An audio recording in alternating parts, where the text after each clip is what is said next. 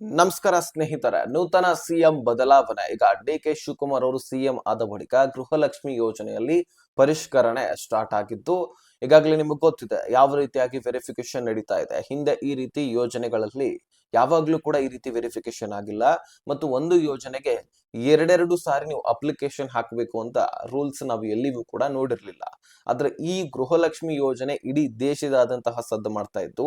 ಇದರಲ್ಲಿ ಸುಮಾರು ಒಂದು ಕಂತಿಗೆ 2,500 ಕೋಟಿಯಷ್ಟು ಖರ್ಚು ವೆಚ್ಚ ಆಗ್ತಾ ಇರತ್ತೆ. So one of the best scheme ಇದು.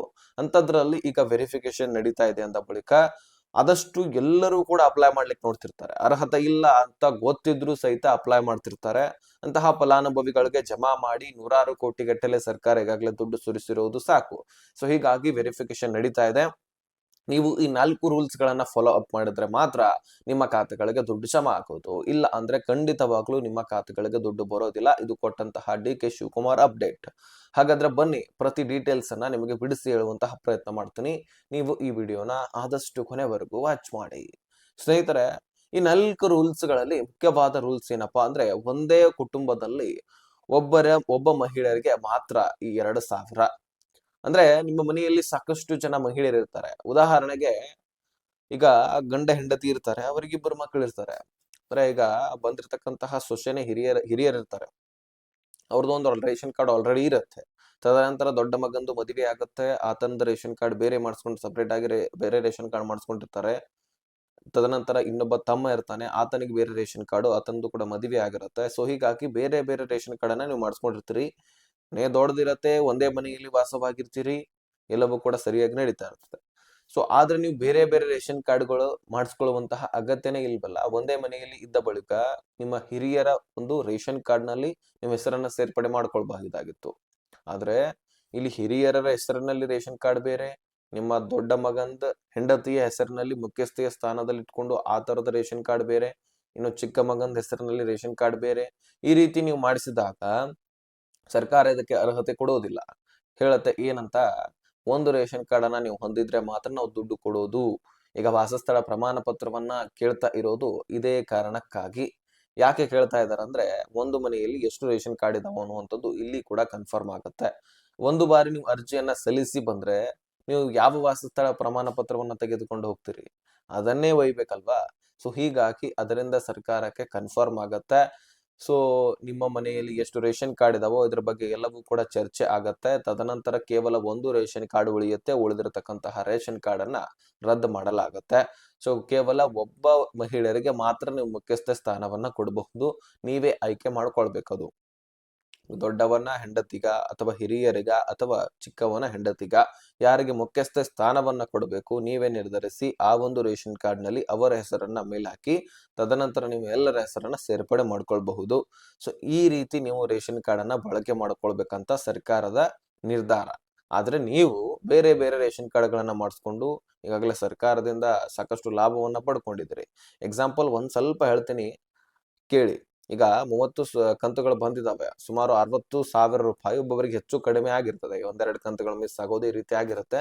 ಒಟ್ಟಾರೆಯಾಗಿ ಬಿಡುಗಡೆ ಆಗಿರತಕ್ಕಂತಹ ಕಂತುಗಳು 30, 60,000 ಒಂದು ರೇಷನ್ ಕಾರ್ಡ್ಗೆ ಜಮಾ ಆದ್ರೆ, ಈಗ ಇವ್ರ ಮನೆಯಲ್ಲಿ 3 ರೇಷನ್ ಕಾರ್ಡ್ ಅನ್ನ ಹೊಂದಿದಾರೆ ಅಂತ ಅನ್ಕೊಳ್ಳಿ. 1,80,000 ರೂಪಾಯಿ ಇವ್ರು ಪಡ್ಕೊಂಡ್ರು. ಸರ್ಕಾರ 60,000 ಜಮಾ ಮಾಡುವಂತಹ ಜಾಗದಲ್ಲಿ 1,80,000 ಈಗಾಗಲೇ ಜಮಾ ಮಾಡಿದೆ. 1,20,000 ಸರ್ಕಾರಕ್ಕೆ ನಷ್ಟ ಆಯ್ತು ಕೇವಲ ಒಂದು ಕುಟುಂಬದಿಂದ. ಇನ್ನು ಕೋಟಿಗಟ್ಟಲೆ ಕುಟುಂಬಗಳಿದಾವೆ. ಅದರಲ್ಲಿ 1,00,000 ಕುಟುಂಬನಾದ್ರೂ ಈ ರೀತಿ ಮಾಡ್ತಾ ಇದ್ರು ಸಹಿತ ಸರ್ಕಾರಕ್ಕೆ ಕೋಟಿಗಟ್ಟಲೆ ನಷ್ಟ ಆಗತ್ತೆ. ಸೊ ಈ ಒಂದು ಎಚ್ಚರಿಕೆ ಕಾರಣದಿಂದಾಗಿ ಸರ್ಕಾರ ತಲೆ ಕೆಡಿಸ್ಕೊಂಡು ವೆರಿಫಿಕೇಶನ್ ಮಾಡ್ತಾ ಇರುವಂತದ್ದು. ಡಿ.ಕೆ. ಶಿವಕುಮಾರ್ ಅವರು ಸಿಎಂ ಆದ ಬಳಿಕ ದಿಢೀರನೆ ಎಲ್ಲ ಯೋಜನೆಗಳಲ್ಲಿ ಕೂಡ ವೆರಿಫಿಕೇಶನ್ ಸ್ಟಾರ್ಟ್ ಮಾಡಿಬಿಟ್ಟಿದ್ದಾರೆ. ಸೊ ಈ ಒಂದು ರೂಲ್ಸ್ ಬಹಳ ಇಂಪಾರ್ಟೆಂಟ್. ನೀವು ಒಂದೇ ಒಂದು ಹೆಸರನ್ನ ಸೇರ್ಪಡೆ ಮಾಡ್ಕೊಳ್ಳಿ. ಇಲ್ಲ ಅಂದ್ರೆ ನಿಮಗೆ ಈಗಾಗಲೇ ರೇಷನ್ ಕೂಡ ಸಿಗ್ತಾ ಇದೆ, ಅದನ್ನು ಕೂಡ ನೀವು ಕಳ್ಕೊಂಡ್ ಬಿಡ್ತೀರಿ. ಗೃಹಲಕ್ಷ್ಮಿ ದುಡ್ಡು ಕೂಡ ಕಳ್ಕೊಂಡ್ ಬಿಡ್ತೀರಿ. ಇನ್ನು ಆಧಾರ್ ಬ್ಯಾಂಕ್ ಅಕೌಂಟ್ಗೆ ಲಿಂಕ್ ಆಗಿರಬೇಕು ಮತ್ತು ನಿಮ್ಮ ಅಕೌಂಟ್ ಆಕ್ಟಿವ್ ಇರಬೇಕಂತೆ. ಈಗ ಎಲಿಜಿಬಲ್ ಇದೀರಿ, ಓಕೆ, ನಿಮಗೆ ಅಪ್ರೂವಲ್ ಕೊಡ್ತಕ್ಕಂತಹ ಸಂದರ್ಭದಲ್ಲಿ ಆಧಾರ್ ಕಾರ್ಡ್ ಸೀಡಿಂಗ್ ಆಗಿರ್ಲಿಲ್ಲ, ಬ್ಯಾಂಕ್ ಅಕೌಂಟ್ ಜೊತೆಗೆ ಲಿಂಕ್ ಆಗಿರ್ಲಿಲ್ಲ ಅಂದ್ರೆ ಅದನ್ನ ನಿಮಗೆ ಅಕೌಂಟ್ಗಳಿಗೆ ದುಡ್ಡು ಜಮಾ ಮಾಡ್ಲಿಕ್ಕೆ ಆಗೋದಿಲ್ಲ. ಅರ್ಜಿ ಕೂಡ ರಿಜೆಕ್ಟ್ ಆಗತ್ತೆ. ನಿಮ್ಮ ಅಕೌಂಟ್ಗೆ ಬ್ಯಾಂಕ್ ಅಕೌಂಟ್ಗೆ ಆಧಾರ್ ಕಾರ್ಡ್ ಲಿಂಕ್ ಮತ್ತು ಮೊಬೈಲ್ ಸಂಖ್ಯೆ ಲಿಂಕ್ ಆಗಿರಬೇಕು. ಓಕೆ, ಇದು ಆಗಿರುತ್ತೆ. ಆದ್ರೆ ನಿಮ್ಮ ಅಕೌಂಟ್ ಆಕ್ಟಿವ್ ಇರೋದಿಲ್ಲ. ಯಾಕಂದ್ರೆ ಬಹಳಷ್ಟು ಮಹಿಳೆಯರು ಟ್ರಾನ್ಸಾಕ್ಷನ್ ಮಾಡಿಸೋದಿಲ್ಲ. ಮುಖ್ಯವಾಗಿ ಹಳ್ಳಿಯಲ್ಲಿರ್ತಕ್ಕಂತಹ ಮಹಿಳೆಯರು ಏನ್ ಮಾಡ್ತಾರೆ, ಅವರು ಹೆಚ್ಚಾಗಿ ಫೋನ್ ಯೂಸ್ ಮಾಡೋದಿಲ್ಲ. ಯೂಸ್ ಮಾಡಿದ್ರು ಸಹಿತ ಈ ಫೋನ್ ಪೇ ಮುಖಾಂತರ, ಗೂಗಲ್ ಪೇ ಮುಖಾಂತರ, ಪೇಟಿಎಂ ನ ಮುಖಾಂತರ ಡಿಜಿಟಲ್ ಪೇಮೆಂಟ್ ಅನ್ನ ಯೂಸ್ ಮಾಡಿಕೊಂಡು ಅಕೌಂಟ್ ಅನ್ನ ಆಕ್ಟಿವ್ ಇಟ್ಕೊಳ್ಳೋದಿಲ್ಲ, ಅಥವಾ ಬ್ಯಾಂಕ್ ಗಳಿಗೆ ಹೋಗಿ ಟ್ರಾನ್ಸಾಕ್ಷನ್ ಅಂದ್ರೆ ದುಡ್ಡು ಹಾಕೋದು ತೆಗೆಯೋದು ಮಾಡ್ತಾ ಇರೋದಿಲ್ಲ. ಹೆಚ್ಚಾನೆಚ್ಚು ವ್ಯವಹಾರಗಳನ್ನ ಗಂಡಂದಿರು ನೋಡ್ಕೊಳ್ತಾ ಇರ್ತಾರೆ, ಅಥವಾ ಇವರಿಗೆ ಅದ್ರೊಳಗೆ ಇಂಟ್ರೆಸ್ಟ್ ಇರೋದಿಲ್ಲ.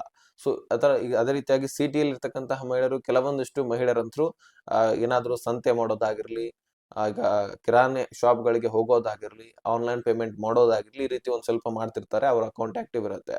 ಆದ್ರೆ ಅವ್ರದ್ದು ಕೂಡ ಆಕ್ಟಿವ್ ಇರತ್ತೆ ಅಂತಾನೆ ಹೇಳಿಕ್ ಬರೋದಿಲ್ಲ. ಒಟ್ಟಾರೆಯಾಗಿ ಯಾರ್ದು ಆಕ್ಟಿವ್ ಇದೆ, ನೀವು ಅರ್ಜಿ ಸಲ್ಲಿಸಿದ್ರು ಕೂಡ ನಿಮಗೆ ದುಡ್ಡು ಜಮಾ ಆಗುದಿಲ್ಲ. ಡಿಆಕ್ಟಿವ್ ಆಗಿದ್ರೆ, ನಿಮ್ದು ಅಕೌಂಟ್ ಆಕ್ಟಿವ್ ಇದ್ರೆ ಮಾತ್ರ ದುಡ್ಡು ಜಮಾ ಆಗುತ್ತೆ. ಅರ್ಹತೆ ಎಲ್ಲವೂ ಕೂಡ ಹೊಂದಿದ್ರು ಸಹಿತ ನಿಮ್ಮ ಅಕೌಂಟ್ ಆಕ್ಟಿವ್ ಇರಲಿಲ್ಲ ಅಂದ್ರೆ ದುಡ್ಡು ಸರ್ಕಾರ ಯಾವ ಅಕೌಂಟ್ಗೆ ಜಮಾ ಮಾಡಬೇಕು. ಅದಕ್ಕಾಗಿ ನಿಮ್ಮ ಅಕೌಂಟ್ ಅನ್ನ ಆಕ್ಟಿವ್ ಇಟ್ಕೊಳ್ಳಿ ಅಂತ ಈಗಾಗಲೇ ಸಚಿವೆ ಲಕ್ಷ್ಮೀ ಹೆಬ್ಬಾಳ್ಕರ್ ಅವರು ಕೂಡ ಸಾಕಷ್ಟು ಬಾರಿ ಇದರ ಬಗ್ಗೆ ಹೇಳಿದ್ದಾರೆ. ಯಾಕಂದ್ರೆ ಲಕ್ಷಾಂತರ ಫಲಾನುಭವಿಗಳು ಅಕೌಂಟ್ಗಳು ಆಕ್ಟಿವ್ ಇರಲಿಲ್ಲ. ಅದಕ್ಕಾಗಿ ಅದರ ಬಗ್ಗೆ ಒತ್ತಿ ಒತ್ತಿ ಹೇಳಿದ್ರು. ಇನ್ನು ರೇಷನ್ ಕಾರ್ಡ್ ನಲ್ಲಿ ಮಹಿಳೆ ಮುಖ್ಯಸ್ಥೆ ಆಗಿರಬೇಕು. ಯಾರಾದ್ರೂ ನಿಮ್ಮ ಮನೆಯಲ್ಲಿ ಪುರುಷರು ಮುಖ್ಯಸ್ಥೆ ಆಗಿದ್ರೆ ಅವ್ರಿಗೆ ದುಡ್ಡು ಜಮಾ ಆಗೋದಿಲ್ಲ. ಇದು ನಿಮಗೆ ಗೊತ್ತಿದೆ. ಮುಖ್ಯಸ್ಥೆ ಆಗಿರಬೇಕು, ಮನೆಯ ಯಜಮಾನಿ ಆಗಿರಬೇಕು ರೇಷನ್ ಕಾರ್ಡ್ ನಲ್ಲಿ. ಆಗ ಮಾತ್ರ ಅವರಿಗೆ 2,000 ರೂಪಾಯಿ ಬರುವಂತದ್ದು. ಸೊ ಇನ್ನು ಮಹಿಳೆಯರಿಗೆ ಮತ್ತೊಂದು ಅಪ್ಡೇಟ್ ಏನಪ್ಪಾ ಅಂದ್ರೆ, ಇನ್ಕಮ್ ಟ್ಯಾಕ್ಸ್ ಆಗಿರ್ಲಿ, GST ಫೇರ್ ಆಗಿರ್ಲಿ, ಇಂಥವ್ರಿಗೆ ಹಣ ಬರೋದಿಲ್ಲ ಅಂತಾನು ಕೂಡ ನಿಮಗೆ ಗೊತ್ತಿದೆ. ಸಾಮಾನ್ಯವಾಗಿ ಈ 2 ರೂಲ್ಸ್ ಗಳು ನಿಮಗೆ ಗೊತ್ತಿದೆ. ಒಂದು, ಮುಖ್ಯಸ್ಥೆ ಸ್ಥಾನದಲ್ಲಿ ಮಹಿಳೆಯರೇ ಇರಬೇಕು. ಇನ್ನು ಟ್ಯಾಕ್ಸ್ ಪೇಯರ್ ಅಂತ ಇದ್ರೆ ನಿಮ್ಮ ಅಕೌಂಟ್ ಗಳಿಗೆ ದುಡ್ಡು ಬರೋದಿಲ್ಲ. ಇನ್ನು GST ಫೇರ್ ಅಂತಾನು ಕೂಡ ಇದ್ರೂ ಸಹಿತ ದುಡ್ಡು ಬರೋದಿಲ್ಲ. ಆದ್ರೆ ಇಲ್ಲಿ ಸಣ್ಣ ಪುಟ್ಟ ಬಡ ವ್ಯಾಪಾರಸ್ಥರು ಕೂಡ GST ಫೇರ್ ಮಾಡ್ತಿರ್ತಾರೆ. ಅಂತವ್ರದ್ದು ಕೂಡ ಇಲ್ಲಿ ರೇಷನ್ ಕಾರ್ಡ್ಗಳು ರದ್ದಾಗ್ಲಿಕ್ಕೆ ಅವ್ರ ಮಧ್ಯದಲ್ಲಿ ಪ್ರಾರಂಭವಾಗಿದ್ವು. ಮತ್ತೆ ಗೃಹಲಕ್ಷ್ಮಿ ದುಡ್ಡನ್ನು ಕೂಡ ಅವರ ಅಕೌಂಟ್ ಗಳಿಗೆ ಜಮಾ ಮಾಡೋದನ್ನ ಸರ್ಕಾರ ನಿಲ್ಲಿಸಿತ್ತು. ಅದಕ್ಕಾಗಿ ನಾನು ಒಂದು ವಿಡಿಯೋದಲ್ಲಿ ನಿಮಗೆ ಕ್ಲಾರಿಫಿಕೇಶನ್ ಕೂಡ ಕೊಟ್ಟಿದೆ. ಇಲ್ಲಿ ಸರ್ಕಾರ ದಿಢೀರನೆ ನಿಮ್ಮ ರೇಷನ್ ಕಾರ್ಡ್ ಅನ್ನ ರದ್ದು ಮಾಡೋದಿಲ್ಲ. ಮೊದಲು ನೀವು GST ಫೇರ್ ಮಾಡ್ತಾ ಇದ್ರೆ ಸೊ ನಿಮ್ಮನ್ನ ಹೋಲ್ಡ್ ಮಾಡುತ್ತೆ. ಅಂದ್ರೆ ನಿಮಗೆ ಗೃಹಲಕ್ಷ್ಮಿ ದುಡ್ಡು ಜಮಾ ಮಾಡೋದಿಲ್ಲ, ಒಂದ್ ಸ್ವಲ್ಪ ಹೋಲ್ಡ್ ಇಡತ್ತೆ, ನಿಲ್ಲಿಸತ್ತೆ. ಅಲ್ಲಿ ನೀವು ವೆರಿಫಿಕೇಶನ್ ಮಾಡ್ತಾರೆ. ನೀವು ಸಣ್ಣ ಪುಟ್ಟ ವ್ಯಾಪಾರಸ್ಥರ ಅಥವಾ ದೊಡ್ಡ ದೊಡ್ಡ ವ್ಯಾಪಾರಗಳನ್ನ ಮಾಡ್ತೀರಾ, GST ಫೇರ್ ದೊಡ್ಡದಾಗಿ ಮಾಡ್ತಿದ್ದೀರಾ, ಇಂತಹ ತಾಂತ್ರಿಕ ದೋಷದಿಂದ ನಿಮ್ದು GST ಫೇರ್ ಅಂತ ಬರ್ತಾ ಇದೆಯಾ. ಸೊ ಈ ರೀತಿ ವೆರಿಫಿಕೇಶನ್ ಮಾಡುತ್ತೆ. ಆ ವೆರಿಫಿಕೇಶನ್ ಅಲ್ಲಿ ಏನ್ ಕನ್ಫರ್ಮ್ ಮಾಹಿತಿ ಸಿಗತ್ತೆ ಅಂತಕ್ಕಂಥದ್ದನ್ನ ನೋಡುತ್ತೆ. ಅದನ್ನ ಸೀನ್ ಮಾಡಿ ಅಲ್ಲಿ ನೀವು ಸಣ್ಣ ಪುಟ್ಟ ವ್ಯಾಪಾರಸ್ಥರಿದ್ರೆ ನಿಮಗೆ ಮತ್ತೆ ಅರ್ಹತೆ ಕೊಟ್ಟು ಹೋಲ್ಡ್ ಮಾಡಿರೋದನ್ನ ತೆಗೆದುಹಾಕಿ ಮತ್ತೆ ನಿಮಗೆ ಗೃಹಲಕ್ಷ್ಮಿ ದುಡ್ಡನ್ನ ಜಮಾ ಮಾಡಲಾಗತ್ತೆ. ಒಂದು ವೇಳೆ ನೀವು ದೊಡ್ಡ ದೊಡ್ಡ ವ್ಯಾಪಾರಸ್ಥರಿದ್ರೆ ನಿಮಗೆ ಖಂಡಿತವಾಗ್ಲೂ ದುಡ್ಡು ಬರೋದಿಲ್ಲ. ಇದು ಖಚಿತ. ಇದು ಮೊದಲಿನಿಂದನೂ ಬಂದಿರತಕ್ಕಂತಹ ರೂಲ್ಸು. ಸೊ ರೂಲ್ಸ್ ಗಳ ಬಗ್ಗೆ ಕ್ಲಾರಿಫಿಕೇಶನ್ ಕೊಟ್ಟಿದ್ದೀನಿ.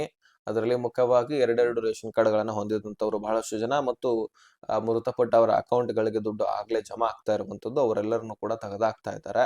ಸೊ ಹಾಗಾದ್ರೆ ಈ ವಿಷಯವನ್ನ ಪ್ರತಿಯೊಬ್ಬ ಗೃಹಲಕ್ಷ್ಮಿಯರಿಗೆ ಶೇರ್ ಮಾಡ್ತೀರಂತ ಅನ್ಕೊಂಡಿದೀನಿ. ಯಾಕಂದ್ರೆ ರೂಲ್ಸ್ ಗಳ ಬಗ್ಗೆನೂ ಕೂಡ ಅವ್ರಿಗೆ ಗೊತ್ತಿರಬೇಕು. ಇದನ್ನ ಇಟ್ಕೊಂಡೇ ಸರ್ಕಾರ ಯಾರಿಗೆ ದುಡ್ಡು ಕೊಡಬೇಕು, ಯಾರಿಗೆ ದುಡ್ಡು ಕೊಡಬಾರದು ಅಂತ ನಿರ್ಧರಿಸ್ತಾ ಇದೆ. ಸೊ ವಿಡಿಯೋ ನೋಡೋದಕ್ಕೆ ಧನ್ಯವಾದ. ಯಾರು ಸಬ್ಸ್ಕ್ರೈಬ್ ಮಾಡಿಲ್ಲ ಬೇಗನೆ ಸಬ್ಸ್ಕ್ರೈಬ್ ಮಾಡ್ಕೊಳ್ಳಿ. ಬೆಲ್ ಐಕಾನ್ ಆಲ್ ಅಂತ ಒತ್ತಿ.